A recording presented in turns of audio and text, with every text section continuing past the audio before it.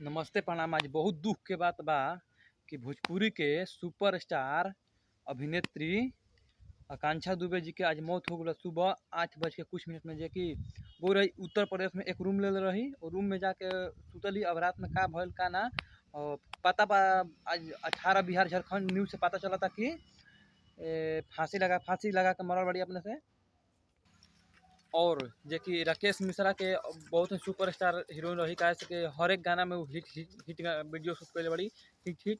और आज निधन हो गल बाटे उनकर और सबके पोस्टर पर भी पता चल गई हुई। चाहे स्क्रीन पर लौकत भी हुई। देखलो कम जा।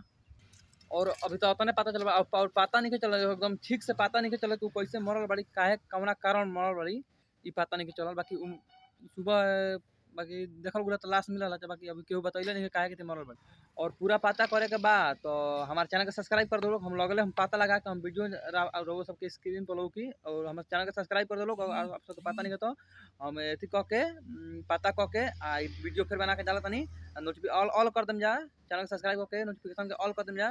फिर वो पर चैनल पर जब वीडियो डालम तो सबके पास नोटिफिकेशन पहुंचे। पहले ही डालम के आकांक्षा दुबे के मौत का कारण आज पता चल गया। ये तो रोज बता दो।